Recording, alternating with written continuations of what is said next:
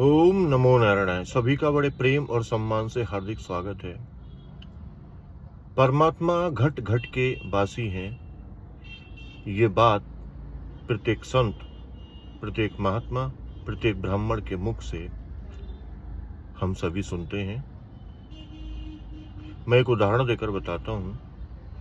जैसे हर व्यक्ति अपने घर में एक घड़े में पानी भरकर अपनी छत पर ले जाकर सूर्य की रोशनी में रख दे, तो हर व्यक्ति के घर में सूर्य का प्रतिबिंब उस घड़े में दिखाई देगा। तो हम सब के भीतर जो आत्मा है, यानी प्रत्येक शरीर में जो आत्मा है, वह परमात्मा का प्रतिबिंब है। जिस प्रकार से सूर्य एक है और एक होकर भी हर व्यक्ति के घर पर रखे हुए उस घड़े में परिलक्षित होता है, तो सूर्यदेव एक होने पर भी अनेक हैं। तो ठीक उसी प्रकार से परमात्मा अनंत रूपों को धारण करते हैं। इसमें किसी प्रकार का भी यानी लेश मात्र भी संदेह और संशय मनुष्य को नहीं करना चाहिए। ठीक उसी प्रकार से जिस प्रकार से एक सुंदर स्त्री अपने हाथों में कंगन पहनती है, माथे पर अपने पति के नाम का टीका धारण करती है, मांग में सिंदूर धारण करती है, कानों में कुंडल, नाक में नथनी, गले में हंसली इत्यादि इत्यादि गहने पहनती है। किंतु स्वर्णकार की दृष्टि से यदि देखा जाए तो वह सब सोने का ही अंश है।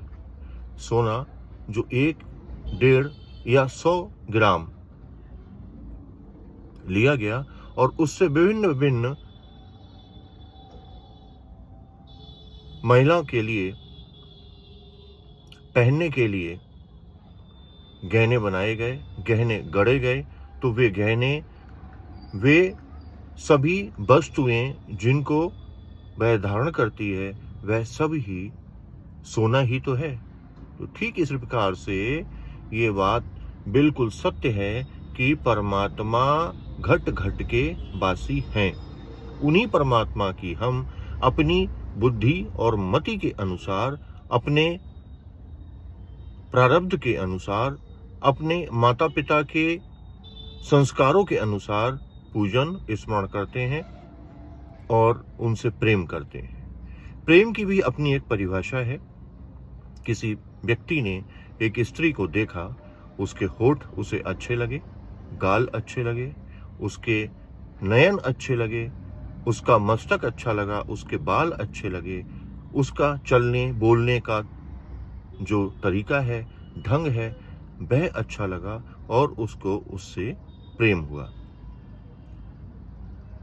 हम कहीं पर भी रास्ते में निकलते हैं, कोई व्यक्ति हमको सुंदर प्रतीत होता है, चाहे वो स्त्री हो, चाहे वह पुरुष हो, चाहे वो वृद्ध हो, चाहे वो बालक हो। हम कहीं भी जाते हैं, कोई कोई स्थान हमें बहुत अच्छा लगता है और हमें उस स्थान के प्रति प्रेम हो जाता है। बात सत्य है। मनुष्य का स्वभाव ही आनंदमय है। वह आनंद के बिना एक पल भी नहीं रह सकता। किंतु दोष मात्र इतना है कि वह इस संसार में जो क्षणभंगुर है, उसमें उस आनंद को खोजता है। नित्य नए आनंद की खोज में अपने महत्वपूर्ण जीवन को नष्ट कर रहा है। इसका एकमात्र उपाय है, आप ध्यान और संकीर्तन, गुरु मंत्र के जाप के माध्यम से अपने भीतर उतरें। अपने भीतर उतरने का तात्पर्य है कि गुरु मंत्र का जाप करना, जो सिद्ध पुरुष के द्वारा दिया गया है। जब हम उस मंत्र का जाप करते हैं, तब शनै शनै हमें स्वयं से प्रेम होने लगता है। हमारी ही छवि बाहर है, ये मानकर हम प्रत्येक व्यक्ति से स्नेह करते हैं, प्रेम नहीं। क्योंकि प्रेम तो आज एक से है, कल किसी दूसरे से, परसों किसी तीसरे से, और इस प्रकार से परिवर्तनशील रहता है। किंतु स्नेह एक माँ के समान होता है। जिस स्त्री और जिस पुरुष को एक माता के समान स्नेह हो जाता है, वह किसी भी अवस्था, किसी भी प्रकार के संस्कार से हीन व्यक्ति को भी धारण करने में समक्ष है। जिस प्रकार से आपकी माता आपको गले से लगाती हैं, आप दौड़कर उनके आंचल में जाते हैं, वह अपने ही आंचल से आपका मुखमंडल पोंछती है और आपके गंदे कपड़ों को जो आप धूल में लौट कर आए थे झाड़ देती है। उसे हम स्नेह बोलते हैं कि उसमें केवल स्वीकृति होती है, प्रश्न नहीं होता, डांट फटकार होती है, किंतु अंततः यही स्नेह ईश्वर हम सभी को देते हैं। हम किसी भी प्रकार से पाप और पुण्य से लिप्त हों, किंतु अंततः ईश्वर हमको स्वीकार करते हैं। किंतु हमें 100% निश्चल भाव से समर्पण के साथ उनको याद करना होगा, उनका ध्यान करना होगा, और तभी हम अपने इस सांसारिक मोह बंधन से मुक्ति पा सकते हैं। अन्यथा ऐसा मेरा मानना है कि इस संसार की कोई भी वस्तु सदैव रहने वाली नहीं है, एवरलास्टिंग नहीं है। हर चीज क्षणभंगुर है।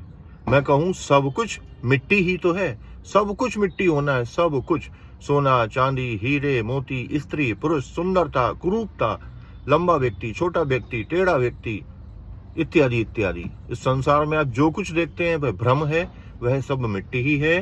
कालांतर में भी मिट्टी हुई और मिट्टी से ही जन्म लेके मिट्टी में ही समाप्त हो जाता है।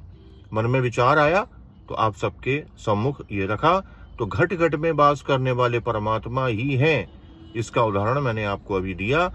इस बात को बार बार यदि मनन करेंगे तो निश्चित ही आपको अपने बारे में जो भ्रम है वह टूटता हुआ प्रतीत होगा और आप फिर तलाश में लग जाएंगे ऐसे महापुरुष की जो आपको आपके भीतर उतार दें, आपको आपसे मिला दें।